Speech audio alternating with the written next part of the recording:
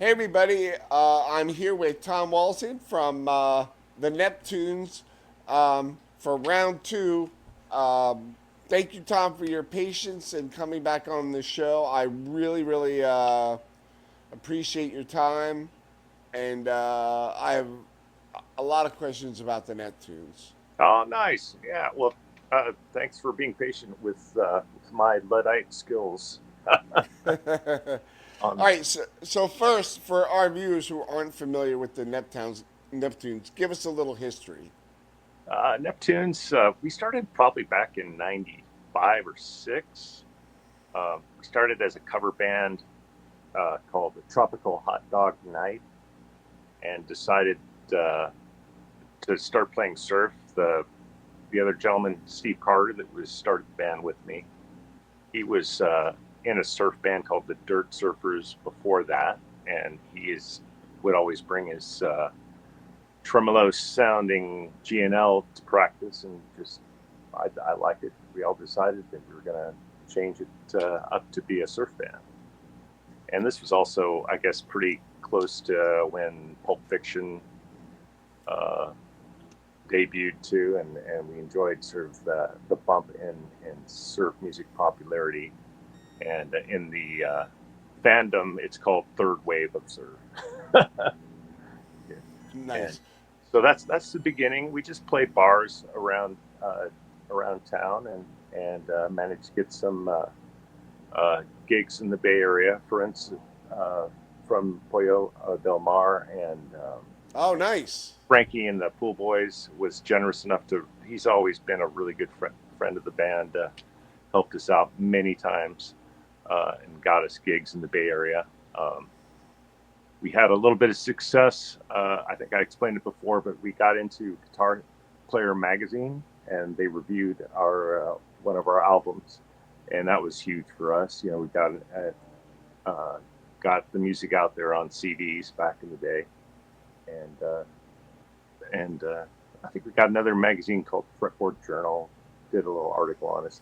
Our main thing when we started was we didn't have a bass player. So I would play bass while Steve played his songs. He would play bass while I played the songs that I wrote. And one night I was like, geez, why don't we just get a double neck?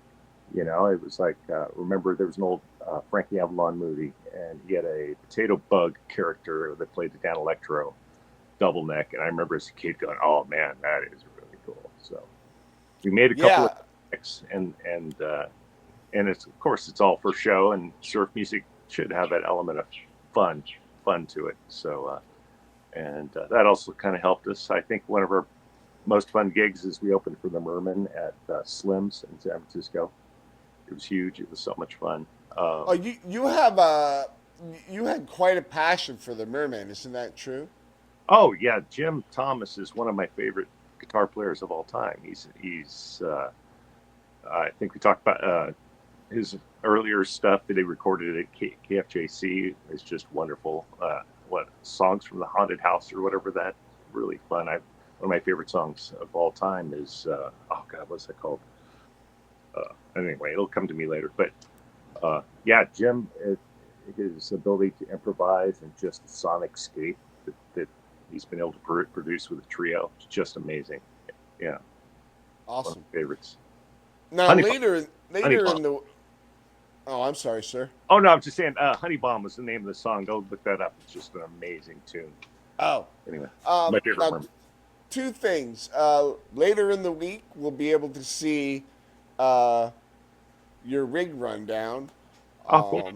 where we're going to see some of your um, well, that famous guitar you were just talking about, the double neck bass and six string, which I find extremely fascinating. And what I want the viewers to know is where can we get copies of your music? Oh, we're on all the streaming services right now. You can find us on Spotify. I would just look up Neptune Surf Band, because there's another rap band, I saw that. Pharrell Williams from yeah, and it's funny. Uh, I was years ago. I got a phone call from an angry lawyer in L.A. He goes, "Hi, I'm a lawyer for Ships Restaurants, and I want you to come down and take your posters off of our building or whatever." I'm like, "Hello, I'm in a surf band from Fresno. We're not putting posters up on your Ships Restaurant down in L.A." Finally calmed him down, but that was sort of my first realization that there was somebody else using the name. But then when you go back in time, there was a cartoon. Uh, there was about a shark. It was one of this cheesy cartoon in the '70s, and Jabberwocky, I think it was, and their band was called the Neptunes. Oh, There's nice. been several. It's a pretty easy surf name, but once you start with something, you stay with it. So Not to confuse it with the Terry Gilliam film. what's that? He mentioned the Neptunes in a film, Terry Gilliam. Well, no, Jabberwocky was Oh, the right. name of the movie. Yeah. Sorry. Yeah, yeah, yeah. No, I get that. I think it was called that. Hanna-Barbera cartoon of some sort. It'll Oh well, pop up if you do the Neptunes. You'll see a shark with a guitar or something like right. that. That used to be my Hanna Barbera was like my Saturday morning every morning. Absolutely, sitting with a bowl of cereal. You got it. You got it. So we must be cut from the same cloth. Oh, I think so. Yeah, yeah. My family came from the Midwest and transplanted us out here in a little town, Hanford, California, home of Steve Perry of Journey. And Jan Yeah. Michael. But Nice. tiny Now, little. funny enough, I just watched an interview with Steve Perry last night. And of course, O'Sherry was omitted completely from the interview. Um, but I used to live in Salinas, Oh, okay. which is not quite as hot as Yeah, Fresno. Fresno is for me when I was there. I felt like I was on fire. yeah. It gets warm. This summer it wasn't as bad. Yeah, and, Last and summer. I also worked with a weatherman who ended up going out there. His name was Scott Mace. Okay. Maybe 20 years ago. But yeah, he went out there for a while, and now he's in Denver. But I loved the Central Coast and that whole area, San Jose, Capitola, Santa Cruz. Like that whole area was um, not what people see as California, just magical. Yeah. California has every possible environment, like represented on Earth. It's weird. We have, tropical areas. We've got desert. We've got mountains. Some of the great redwoods. It's a beautiful state. It really is. Yeah. What is now your CDs? Your hard copies of CDs? Can people get those directly from you? Are there any left? No, there's none left. I haven't done any reprints, and I probably should. I would love to re-record a lot of this stuff. I'm sure a lot of people feel that way, but um, there you could probably find some used somewhere. Like, look on the I wonder on Discogs if they would have it there. might. I don't know, but They generally. I mean, I don't know if you've ever been to Discogs, but they have. If they don't have it for sale, they have it cataloged because they have almost everything cataloged there, all the releases. yeah. So let's talk more about your gear and I mean, starting off how you start playing guitar, where surf kind of fell into your life. Oh, okay. Um, Surf really launched my interest in music in general because they used to play a song called Wipeout. I'm sure you've heard it. Oh yeah, It was really big on the radio, and this would be in the '70s too. It was after the heyday, but we'd listen to AM, and that song would come on, and I was just absolutely loved the drums. yeah.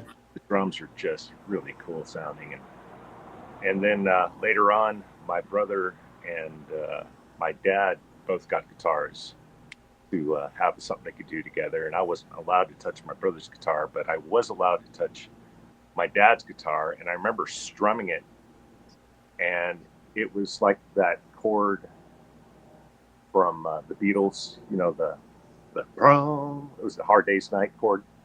Oh yeah. It just sounded like that to me with angels singing along with it. I just, from that moment on, it was just obsessed. What kind of guitar was it? A Stella, a big red piece of junk that my brother has it now, and it still has the same set of strings that it did when wow. So was it like a 13 gauge? Oh, I'm sure. Yeah, they were like black diamond, like really old, heavy strings.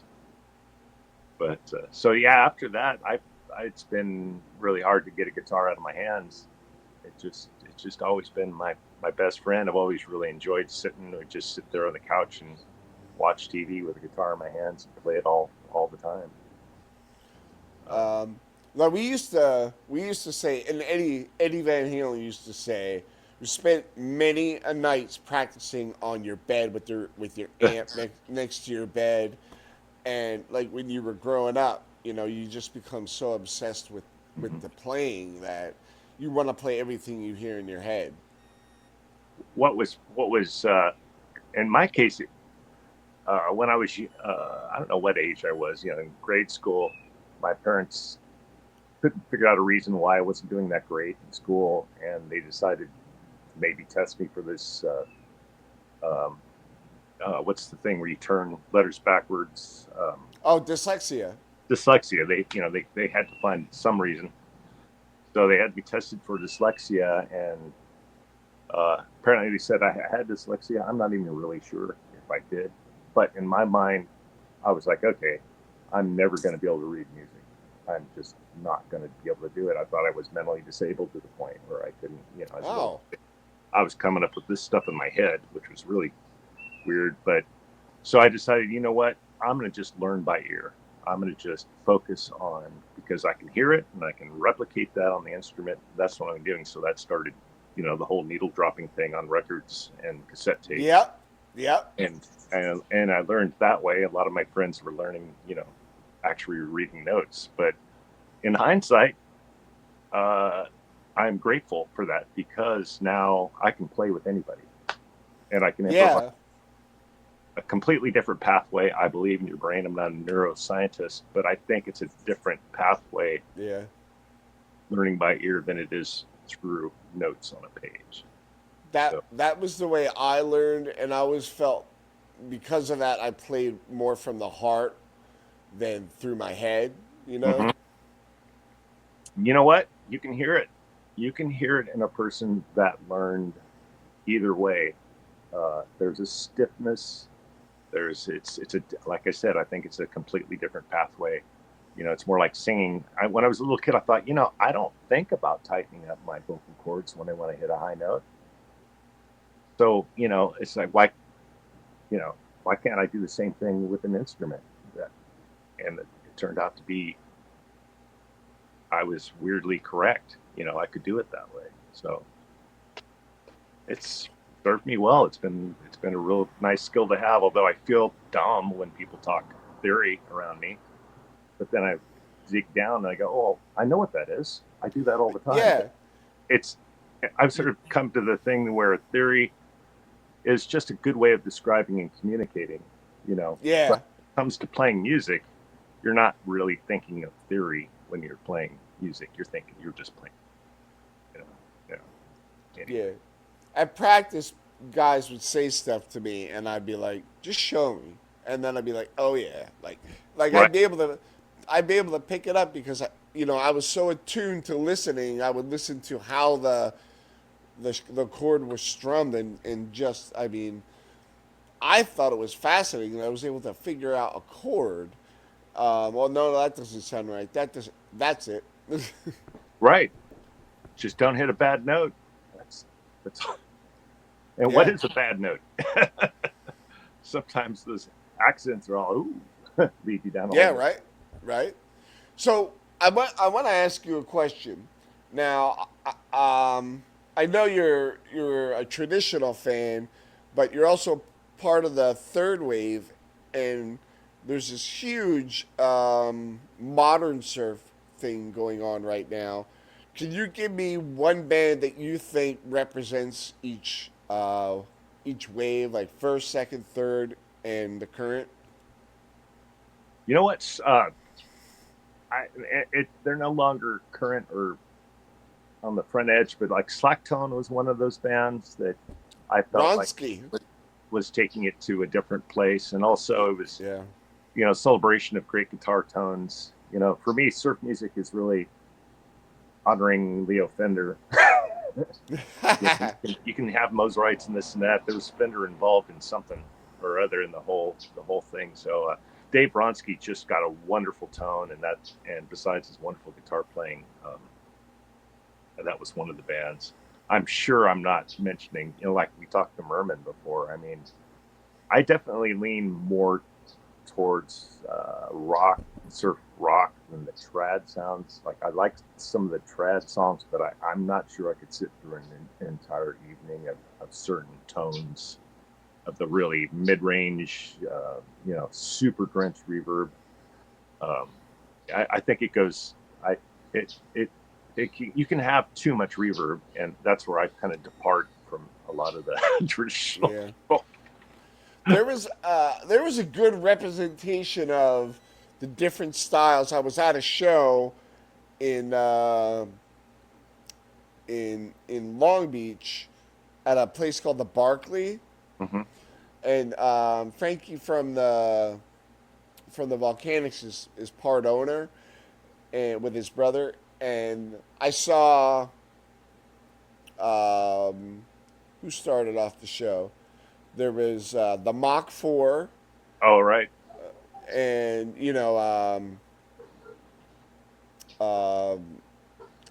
geez, there were so many. Surfer Joe, and they were somewhere from the East Coast. They're a huge band. It wasn't the. Oh, I couldn't probably come up with They it. just got back together, but um, there was a great mixture of different styles, Cool. and of course, Surfer Joe led the traditional portion of Mm-hmm. um, the area, and it was just magical from front to back, and that is, I mean, when I saw the Mach 4, um, that was like why I went to California. I went to see a band like that, and I'll say it then and I'll say it again. Um, they blew my mind. Have you heard the Mach 4?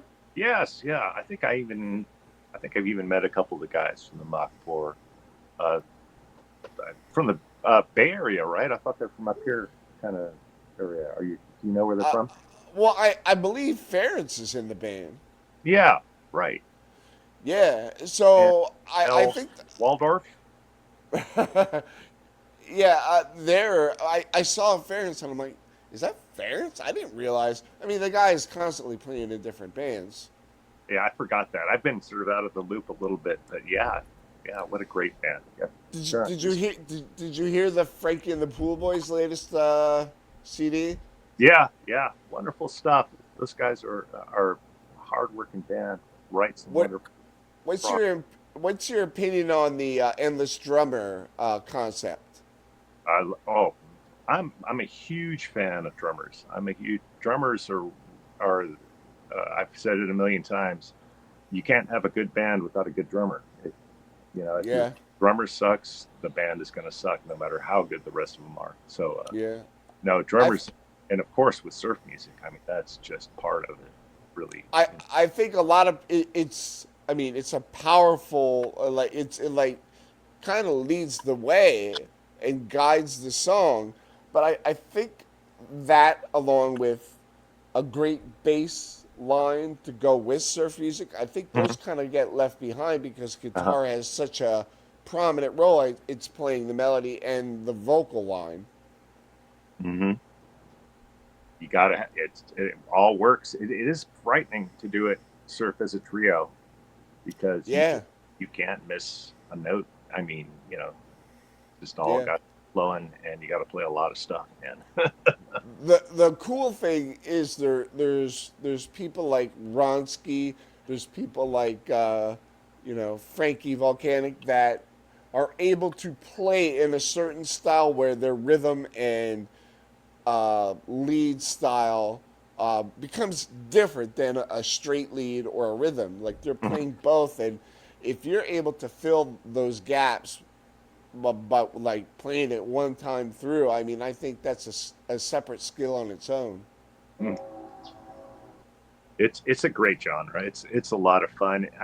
What's over the years it cracked me up in advertising. When they wanted to say something was cool, they would have surf music, in the background, and also like the public at large, I think, doesn't realize how fun it is to see a live instrumental band play. I, I I get people all the time that just like, well, that was really cool. They just don't have that experience. And, Yeah. Um, the Nebulas was the other band that I oh, okay. saw on that show, and I mean, they're just like a wall of sound. And they were so just very grateful. And their drummer got COVID, or the bass player got COVID, Ah, and John Paul Ballack just showed up and was able to just like the night before learn all the songs, and he got on stage and just like completely was in the pocket. He nailed it. nice. It And was. Oh, go ahead. Sorry. no, I want to hear what you have to say. Oh, I have a kind of a similar story. When years ago we used to have this place called Tokyo Gardens, and it's a cool little. Wasn't a tiki bar, but it was. You walked into like a Japanese village. And they had it designed with these little roofs and paintings of kingfisher birds, and it's just a wonderful little place. The guy that owned it was from Japan, and he had a huge laserdisc collection, and he loved showing off. He had these Ventures laserdiscs Oh that wow! they would have some really neat Japanese just music videos with Ventures music, and he was a huge fan of surf music, so we played there quite a bit. If you look up on the web, look up Miners Surf by the Neptunes. There's a little slightly low res video of us, but that's us inside of Tokyo Gardens. Oh nice. So we used to have bands. We had the Wise from Japan. We had Yeah, yeah. uh, lots of shows there. But one first time we had Slacktone, their bass. They had just lost their bass player to cancer, Oh and no. I don't know if he had passed at this time or not, but he was not able to come down and play the show. So Sam Belay uh, of Dick Dale and lots of other bands, one of my favorite bass players of all time. He uh, sat in the back of the van with headphones on and learned the songs and played his very first set with Slacktone in Fresno at Tokyo Gardens. It was really cool. Was Did that the like in comparison to Dusty and Dave? Was he the younger gentleman? curly hair, dark Yeah, yeah, gray now, like the rest of us, but yeah, super cool guy. Just one of the nicest people and yeah. bass players. We bonded over the sound of a precision bass through a Fender Yeah. Showman uh, with 12-inch speakers. It's just like this. We were just talking about how it's the sound of rock and roll. One time, I just remember having a conversation. Anyway, but Yeah, so we had a Pete. similar. You had a similar. Oh no, I'm just saying, just to button that up. Yeah, that was just another bass player learning a last minute story. Anyway, They have like a like a true blue dyed in the wool bass player has their own language, and they can't speak to another guitar player. I mean, they can. A lot of them play guitar anyway, but somebody who's dedicated solely to the bass, they just on a separate wavelength. They are, yeah. And I don't even understand how a person could be a drummer and like set up all that stuff every time. Yeah, That's another different yeah, mindset. I love listening to drummers and just be like, man, I wish I could do that because I wish I was that coordinated. But I guess on the guitar, it is a lot of coordination, feeling, and your left hand is doing something than your right. And but the drummer's got the feet going and the arms going. I think it's good for everybody. Get a drum set and put it in the garage and go out and play. I think I think Yeah. all musicians should beat on things every once in a while. What is the Neptune's current status? We play probably like 4 or 5 times a year. Uh, I don't like actively. Haven't done marketing or anything for a long time. Just sort of settling into. We'll do a gig here or there. We're getting interested in maybe getting out and doing some shows. I really should gain a little bigger following. I've been neglecting it, but we're still all together. We have Mike Scott on bass, Tony Montanez on drums, and Jay Van Horn, who's been with us forever. He plays rhythm guitar and a little bit of lead guitar. So yeah, one time we had 3 double necks on stage when Oh, nice. Steve Carter was still with the band. But no, I'm so lucky. We've got really great musicians.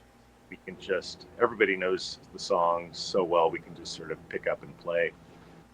But I've got the bug. I'm going to do some more writing, and Oh, awesome. I mean also I probably shared with you that Amber Heard is another band that uh, is sort of along the lines of the Merman, improvisational, and somebody's like, oh, so it's going to be sort of a surf. After hearing it, surf styled, whatever. I'm like, I didn't really intend it to be surf styled, but I guess I can't take that out of my playing, and I'm not going to. It's always going to have that creepy Awesome. big guitar sound if I can get it. Awesome. And Well, then and we're starting a Creedence. I'm putting on a motorcycle event here in October 12th, and we did it last year. And the Neptunes played, and Neptunes are going to play again. And then I'm putting together an all-star band of some of my friends, best musicians I know, and we're going to cover some Creedence Clearwater. nice. For all I the just this past weekend I just took my son to his first motorcycle show, Oh, nice. and we basically went there to look at four wheelers, and he found like the Triumph cycles and the dirt bikes. He found those more fascinating, and he doesn't see me in that environment, so he thought me talking to a bunch of bikers was interesting. Oh, it's funny. So Dusty Watson's a motorcyclist, and Yeah, yeah, yeah, yeah. I saw him last time. I was showing pictures of my bikes, and we were talking just sort of online. I was like, I'm about ready to start an all motorcycle band, and he wrote That's back, and nice. it's like, oh, I should really pursue this because I mean, to be able to play with Dusty would be freaking amazing if he's serious to do it. But Yeah. it also brings up the conundrum. I got to find a bass player that can that rides bikes, because the goal is to just show up on bikes and play through a back line and then Oh, go, nice. kind of thing. So I would play bass if another guitar player wants to. You know what I'm saying? It would anyway, Yeah. just fun, and write some songs.